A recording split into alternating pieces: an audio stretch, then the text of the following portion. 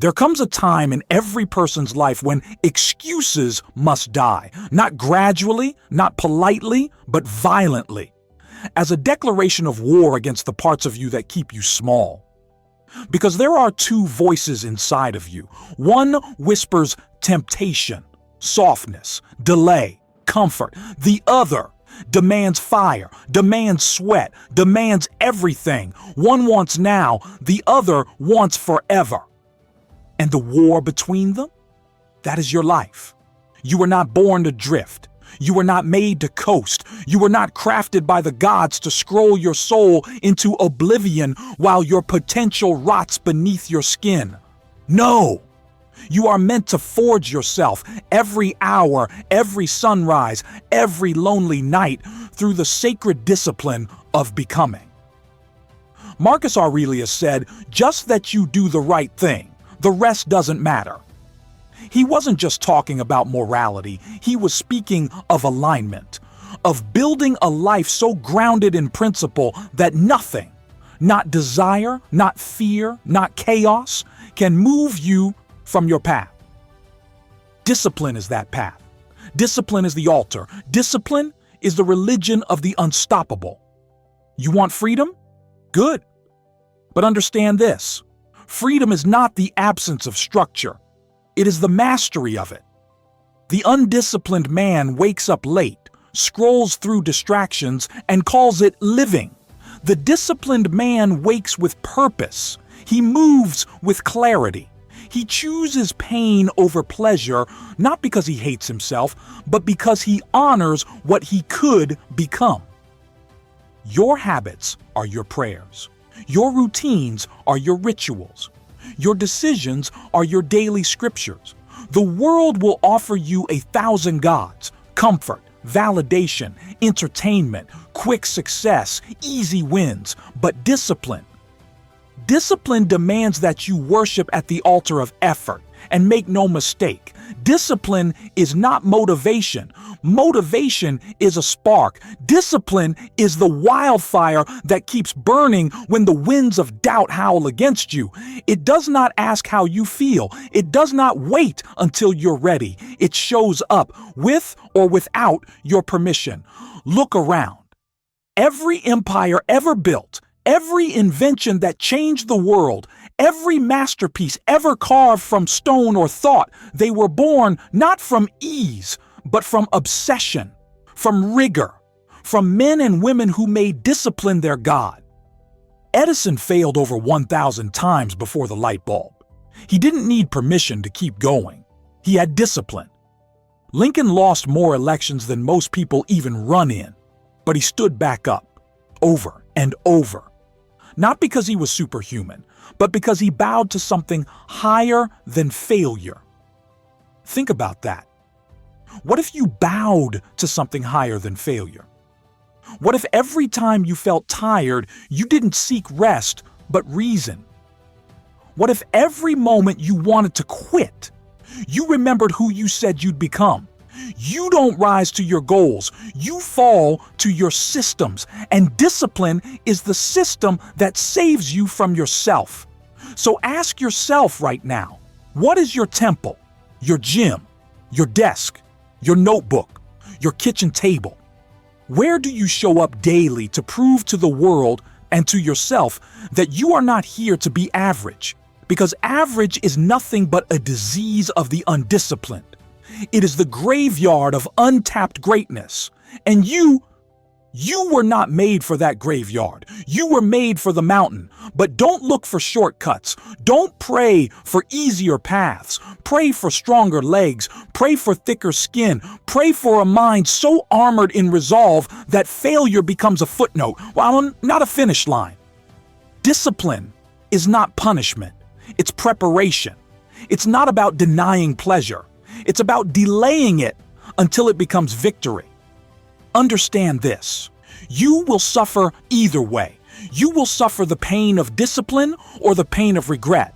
But one builds, the other buries. One leaves you empty, the other leaves you immortal. So rise, not once, not twice, every day. Wake up and go to war with the version of you that's fine with just enough. Burn the bridges back to comfort, starve your distractions, feed your focus like it's oxygen, because for the disciplined, it is. There is a sacred silence in discipline, not the silence of apathy, but the silence of precision. A silence that speaks louder than noise ever could. When the world is bragging, posting, posing, the disciplined are building, quietly, ruthlessly, relentlessly. They don't need applause. They don't need acknowledgement. They know what they're becoming, and that is enough. Because true discipline does not crave attention. It creates it. You see, the men who change the world are not the loudest. They are the ones so obsessed with mastering themselves, they forget to shout about it. Carnegie didn't build steel by tweeting his intentions. Ford didn't invent the moving assembly line by waiting to feel inspired. Disney didn't shape imagination by dabbling when it was convenient. They worked. They sacrificed. They bled into the soil of their dream until something immortal grew. And it's the same for you. If your dream isn't worth suffering for, it's not your dream. If your goals don't scare your laziness into submission, you're aiming too low. If your standards don't choke out your excuses, you are not living. You are rehearsing your failure. So stop worshiping comfort like it's sacred. Stop bowing to your mood like it's your master. Stop giving your time, your energy, your soul to things that make you soft. Your discipline must be non-negotiable. You don't get to argue with your commitments. You don't get to decide today's effort based on yesterday's feelings. You don't get to choose ease if excellence is what you claim to pursue. Let your actions be law. Let your schedule be scripture. Let your grind be gospel. Because discipline isn't something you turn on when life is convenient. It's who you become when life is anything but. And yes, it will feel like isolation.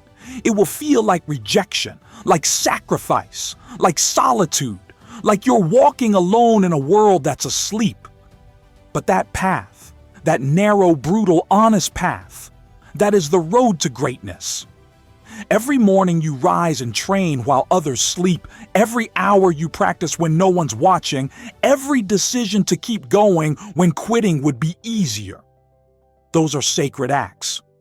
That is worship. That is sacrifice. That is what it means to make discipline your religion. It is not a grind. It is a gift. It is not a punishment. It is a privilege. It is the most powerful form of self-respect there is, because anyone can want it. Anyone can dream. Anyone can post about how bad they want to win, but the discipline? They don't talk about it. They live it. They breathe it. They show up when no one claps and still bring fire. They don't need the world's validation. They've already seen the future and they're too busy becoming it. Do you understand? The future you desire isn't waiting. It's watching. It's testing you right now. It's asking, will you delay what's easy to claim, what's eternal? Will you rise when your body says rest? Speak power when your mind says doubt. Move forward when everything inside says retreat. Because make no mistake, the war is real and the enemy is internal. The enemy is your hunger for distraction. The enemy is your addiction to comfort. The enemy is your own voice saying, I'll start tomorrow. But tomorrow is the refuge of the weak. And you weren't built for that. You were built for the fight. You were built for early mornings and long nights. You were built for pain with purpose. You were built for structure so unshakable it makes chaos irrelevant. You were built to carry your cross, not because the weight is light, but because the mission is worth it. And if you fall, good. Rise faster. If you're tired, good. Let that fatigue remind you of your hunger. If you're doubting, good. That means you're close, because doubt is the final gate before the breakthrough. But don't you dare stop. You're not here to be normal. You're not here to be liked. You're not here to be understood. You are here to become. And becoming requires discipline, daily, deep, devout, not when it's easy, but especially when it's not. Not when it's popular, but especially when it's lonely. Not when it's celebrated, but especially when it's unseen. Because that's where champions are born, not in the spotlight, in the shadows, not on the stage, in the silence, not in the praise, in the process. And the process belongs to the disciplined. The process is where you meet yourself, not the version dressed up for the world, but the real you, raw, exposed, forged by fire. It's where your identity is sculpted, not by accident, but by intention. You become what you repeat. You become what you tolerate. You become what you do when no one's watching. And that's why discipline is everything.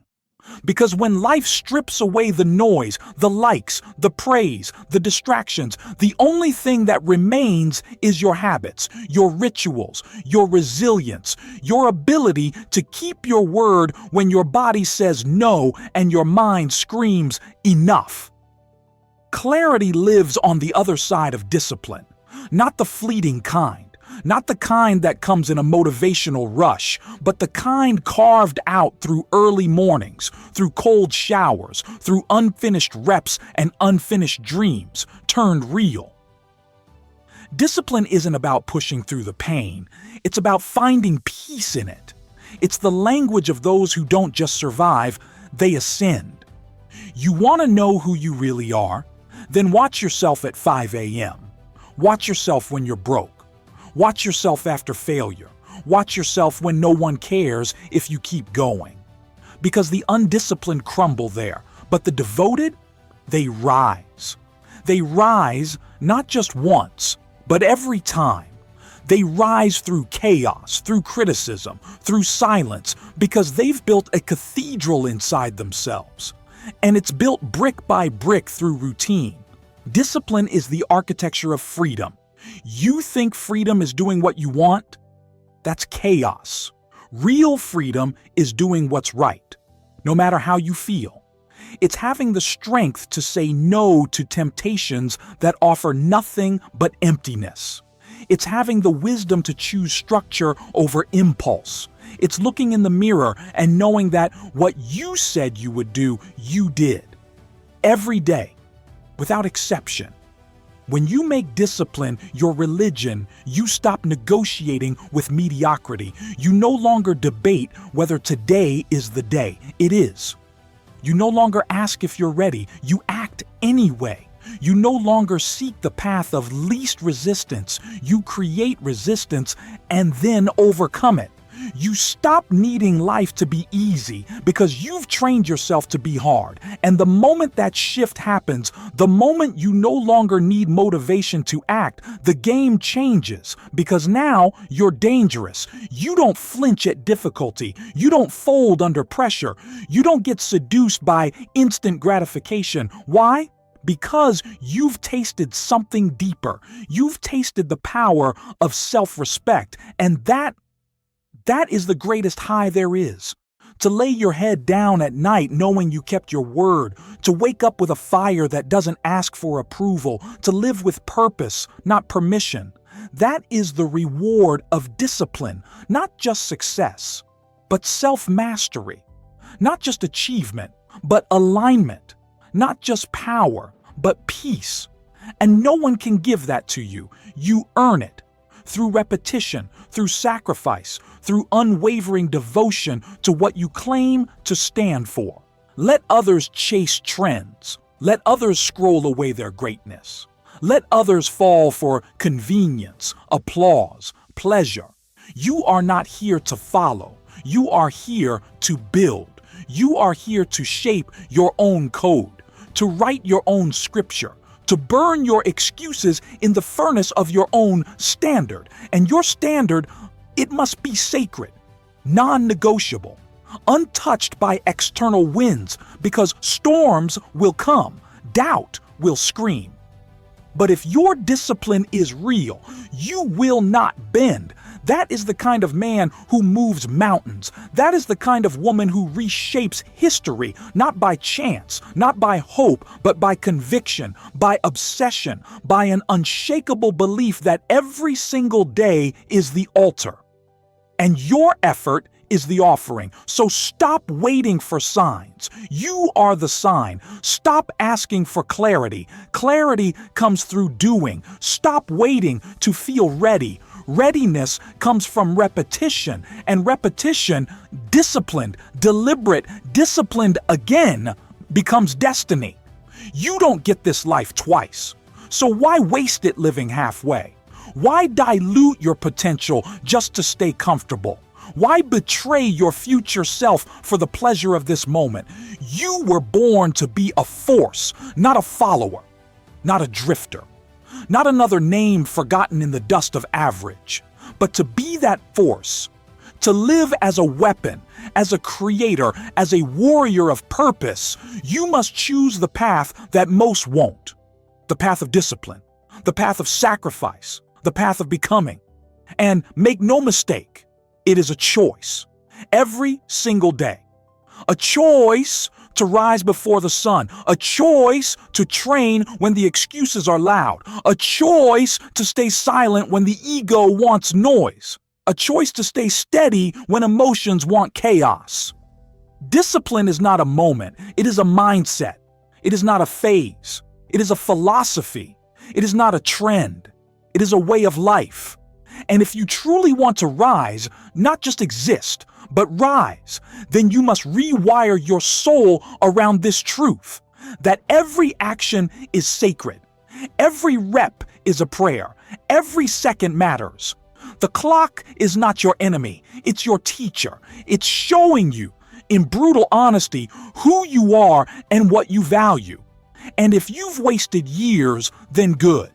Let that sting fuel the next 10. If you've lied to yourself, then good. Let this be the last day you do. If you failed 1,000 times, then good. Make the 1,000 and first the one that rewrites the story. You are not your past. You are not your doubt. You are not your weakness. You are whatever you decide to do right now. The warrior does not win because he is fearless. He wins because he acts in spite of it. The disciplined one does not succeed because it's easy, but because he's decided that ease is irrelevant. He does not wait for the right mood. He creates the right motion. He does not beg for strength. He builds it. He does not ask if the gods are watching. He knows, because every disciplined act is an offering to the divine within. That's what Marcus Aurelius knew, that life is short, that comfort is the enemy, that virtue lived daily, lived through action, is the only true legacy. And what is discipline, if not virtue in motion? So now, the mirror is in front of you. And the question is not, will it be hard? The question is, will it be worth it? And you already know the answer. You've always known. You were meant for more, not for ease, not for safety, but for greatness. And greatness has never once bowed to comfort. So rise. Rise when it hurts. Rise when you fail. Rise when your body aches and your mind rebels. Rise because that's what warriors do. Rise because that's what builders do. Rise because the world is waiting for someone who refuses to lower their standard just to fit in. You are not here to fit in. You are here to set the standard. And your standard is this: discipline is not something you do. Discipline is what you are. It is your law. It is your creed.